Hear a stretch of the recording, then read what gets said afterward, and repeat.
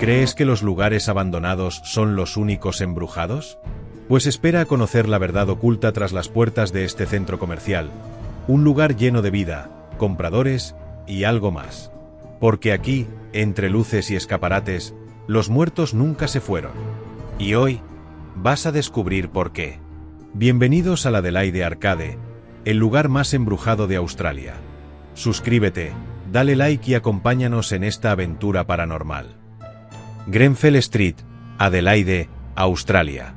Buenas, valientes espectadores.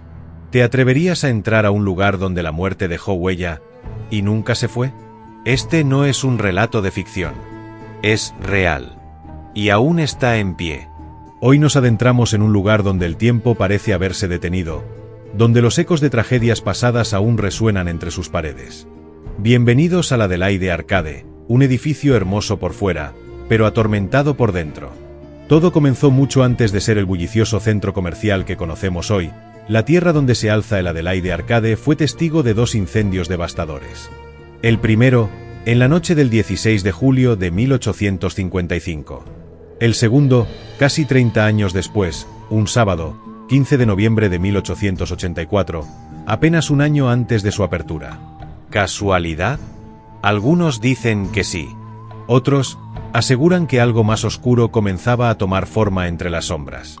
Y entonces, el 12 de diciembre de 1885, abrió oficialmente el Adelaide Arcade, la primera galería comercial de la ciudad y la más antigua del país. Un símbolo de modernidad, con más de 50 tiendas y escaleras majestuosas que conducían a viviendas y talleres. Estas escaleras en 1968 fueron retiradas y un balcón añadido en el piso superior. Hasta contaba con un generador eléctrico propio, algo revolucionario para la época. Pero el progreso tiene un precio. Detrás de su elegante fachada y sus arcos victorianos se esconde una historia llena de sangre, muerte y espíritus que nunca encontraron paz. La muerte de Francis Cluney, una tragedia eléctrica. Francis Cluney era el cuidador del arcade.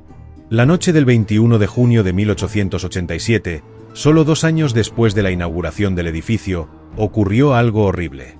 Mientras Henry Harcourt, el encargado del generador eléctrico, estaba ausente, Francis se quedó a cargo.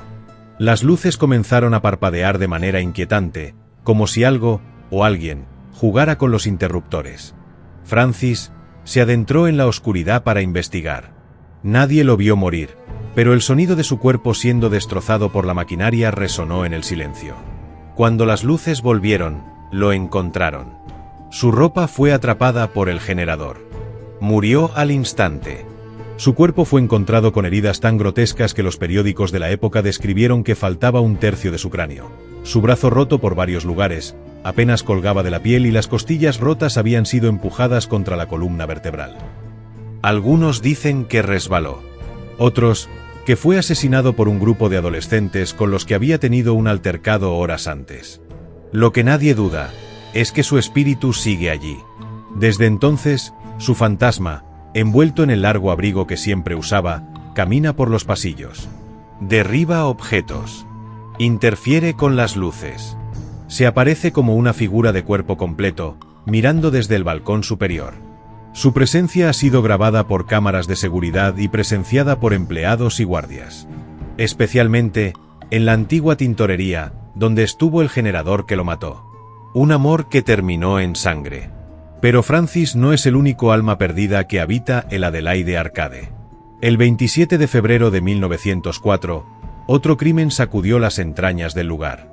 Esta vez, fue Florence Eugenia Horton, una mujer de tan solo 21 años, madre de una niña de 3 años de una relación anterior, quien perdió la vida por 3 disparos en la espalda, justo frente a sus amigas. Su exmarido, Thomas Horton, un fabricante de botas obsesivo y violento al que había dejado hacía unos meses, la acechaba. Tom se acercó a ellos y trató de persuadir a Florence para que se alejara de sus amigos, pero ella se negó. Trató de que lo siguiera por una calle lateral para darle un regalo. Ella y sus amigos se negaron de nuevo. Y entonces, él sacó un arma. Le disparó 3 veces en la espalda. Florence murió desangrada en una tienda de tabaco cercana, con 2 balas en el pulmón y una en el corazón. Las 2 amigas de Florence fueron testigos muy claros del asesinato y del volátil matrimonio. Afirmaron que Tom asaltaba a su esposa todas las noches a medianoche y que se separaron después de solo 3 meses. Florence temía por su vida y había sido amenazada por su marido en muchas ocasiones. Él la acusaba de ser una prostituta y lo dejó después de que la golpeó tan brutalmente que perdió el conocimiento. Florence escribió una carta el 2 de febrero de 1904, menos de un mes antes de ser asesinada, sobre su marido abusivo y relatos de varias palizas que recibió por parte de él. La escribió porque temía por su vida y creía que Tom Horton la mataría. Horton me ha amenazado en mi cara, y a mi hermana, a mis varios amigos, que si es necesario aparecerán gustosamente si me pasa algo. Esta carta es para mi protección y la de los demás, a quienes dijo que culparía por mi muerte. Esta carta se producirá en caso de muerte súbita. Otros no sufrirán por él. Me sujetó con un cuchillo, pero me escapé de él. Luego me dijo que me daría una sobredosis de éter, que iría a buscar a la policía y que juraría que me había encontrado así.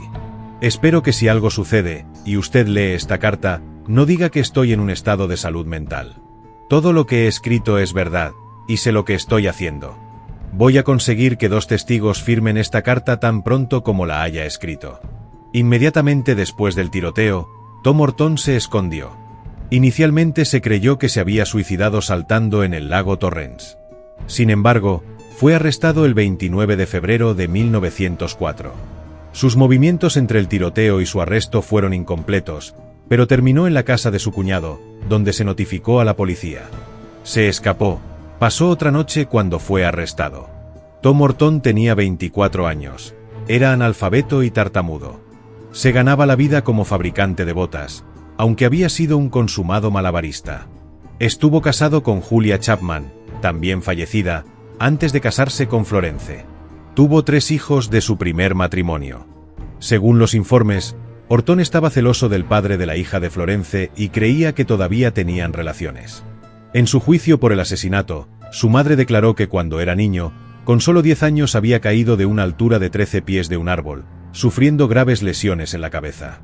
Ella pensó que esta podría ser la razón por la que él actuó de la manera en que lo hizo. El médico residente consideró que estaba loco y no era capaz de distinguir entre el bien y el mal. Sin embargo, otros 3 médicos lo contradijeron, incluido el forense, quien afirmó que Horton estaba fingiendo. Fue encontrado culpable del asesinato y sentenciado a la horca en la prisión Adelaide Gaol el 12 de mayo de 1904. Su cuerpo permanece allí hasta el día de hoy, enterrado en el patio de la prisión. Pero algunos dicen que su alma nunca descansó. Y Florence, tampoco. La madre y el niño fantasma. Las tragedias en el Arcade no se detienen ahí. Pero quizás la historia más trágica sea la de Bridget Kennedy Byron y su hijo pequeño, Sidney. Bridget, que era una adivina, compartía una tienda en el Arcade con su marido, un frenólogo llamado Profesor Kennedy. Su matrimonio era disfuncional. Él la abandonó por otra mujer, llevándose a Sidney consigo. Devastada, Bridget recurrió al alcohol y a drogas para poder dormir. Contratando un investigador privado logró recuperar a su hijo, pero no por mucho tiempo. El 10 de enero de 1902, vecinos notaron un fuerte olor a gas proveniente de la tienda de Bridget. Al irrumpir, encontraron a madre e hijo inconscientes en el suelo del comedor. Sidney no sobrevivió. ¿Fue un accidente? ¿O un suicidio fallido? Bridget fue arrestada, acusada de asesinato y llevada a la prisión Adelaide Gaol. No pudo ser entrevistada en ese momento, ya que estaba aturdida y drogada. El doctor Innes dijo que olía fuertemente a gas de carbón. Podía oler el alcohol en su aliento. En la tarde del 11 de enero, la señora Kennedy afirmó que no recordaba lo que había sucedido la noche anterior. El doctor admitió que los medicamentos que tomó podrían causar pérdida de memoria y que estaba mentalmente desquiciada y no era responsable de sus acciones.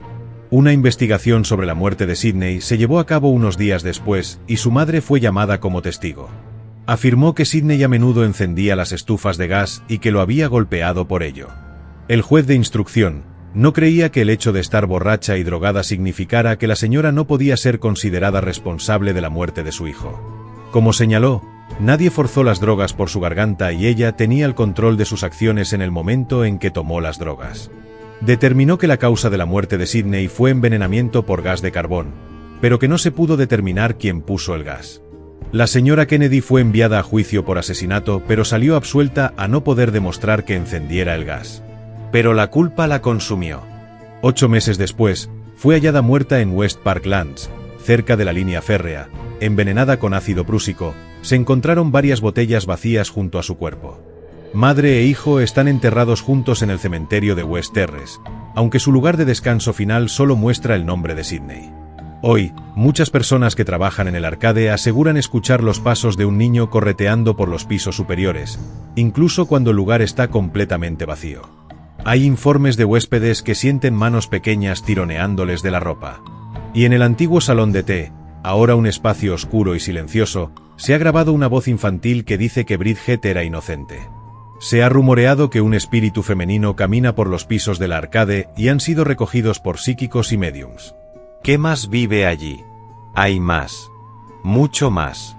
En los baños del personal, hay un cubículo que pocos se atreven a usar. Algunos juran sentir respiraciones pesadas, suspiros agitados y una presencia que observa. En el almacén superior, los pasos siguen a los intrusos. Alguien siempre camina detrás de ti, pero al voltear, no hay nada. Un contratista, mientras trabajaba en el sistema de ventilación, sintió un toque en el hombro. Al girar, no había nadie. Volviendo a su labor, notó algo moviéndose en el rabillo del ojo, y vio un martillo flotando en el aire. Lo suficiente para dejar el trabajo y jurar jamás regresar. Hoy, el Adelaide Arcade sigue abierto. Decenas de tiendas, luces, turistas y muertos. No es solo un edificio histórico. Es un cementerio de almas atrapadas, una tumba de cristal donde sus muertos no han dejado de hablar. Es un recordatorio de que el pasado no siempre se queda atrás.